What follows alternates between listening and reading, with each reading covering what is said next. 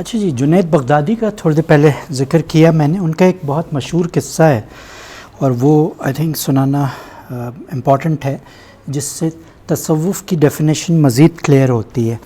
شیخ جنید بغدادی ایک دفعہ اپنے مریدوں اور شاگردوں کے ساتھ بغداد کی سیر کے لیے نکلے. انہوں نے بہلول کے بارے میں پوچھا تو کسی نے کہا کہ سرکار وہ تو ایک دیوانہ شخص ہے. شیخ صاحب نے کہا مجھے اس دیوانے سے کام ہے، آیا کسی نے آج اس کو دیکھا ہے؟ تو ایک نے کہا میں نے فلاں مقام پر اس کو دیکھا ہے. ہم سب اس مقام کی طرف چل دیے. حضرت بہلول وہاں ریت پر بیٹھے ہوئے تھے. شیخ صاحب نے بہلول کو سلام کیا. بہلول نے سلام کا جواب دیا اور پوچھا کہ تم کون ہو؟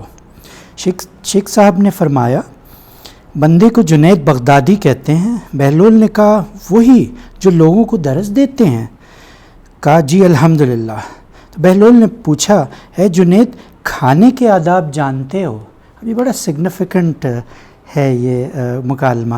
کہنے لگے جی بسم اللہ کہنا، اپنے سامنے سے کھانا، لقمہ چھوٹا لینا، سیدھے ہاتھ سے کھانا، خوب چبا کر کھانا اچھی طرح، دوسرے کے لقمے پہ نظر نہ رکھنا، اللہ کا ذکر کرنا، الحمدللہ کہنا، اول و آخر ہاتھ دھونا. بہلول نے مسکرا کے کہا لوگوں کے مرشد بنے پھرتے ہو اور کھانے کے آداب نہیں جانتے. ابھی جو باتیں کی تھوڑی دیر پہلے جو میں نے پڑھ کے سنائی، ہمیں بھی تو یہی سکھایا گیا ہے جنرلی، رائٹ؟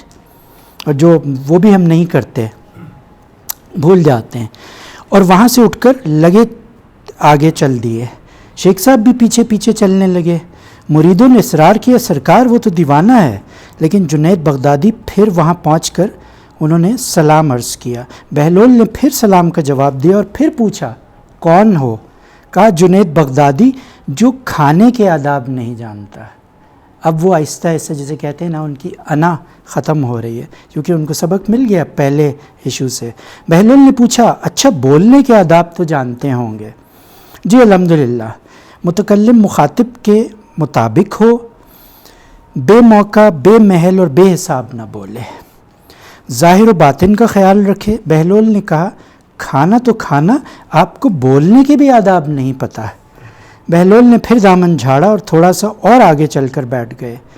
جنید بغدادی پھر وہاں جہاں پہنچے سلام کیا. بہلول نے سلام کا پھر جواب دیا اور پھر وہی سوال کیا. ظاہر جستجو تھی.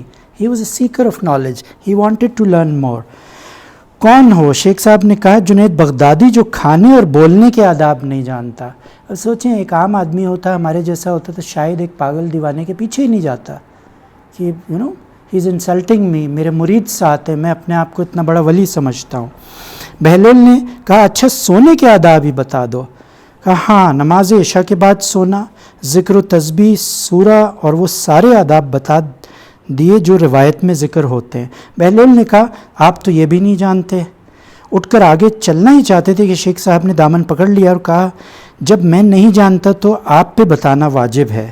اس پر بہلول نے مسکرا کے کہا جو آداب آپ بتا رہے ہیں وہ فرع ہیں، یعنی وہ فروعی مسائل ہیں، اور اصل کچھ اور ہے. اصل یہ ہے کہ جو کھا رہے ہیں وہ حلال ہے یا حرام.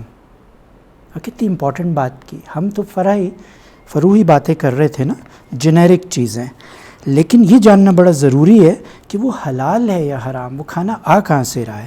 لقمہ حرام کو جتنا بھی ادب سے کھاؤ گے وہ دل میں تاریکی ہی لائے گا، نور و ہدایت نہیں. شیخ صاحب نے کہا جزاک اللہ. پھر بہلول نے کہا کلام میں اصل یہ ہے کہ جو بولو اللہ کی رضا و خوشنودی کے لیے بولو.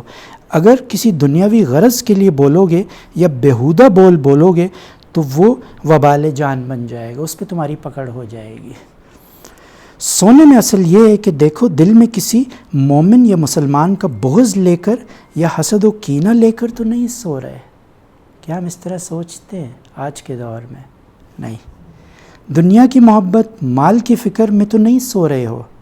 کسی کا حق گردن پر لے کر تو نہیں سو رہے ہو. آئی تھنک اس سے خوبصورت ڈیفینیشن صوفزم کی ہو نہیں سکتی جو بہلول نے جنید بغدادی کو سکھا دی، اور اس کے بعد جنید بغدادی اتنے بڑے ولی بنے جو وہ تھے الٹیمیٹلی.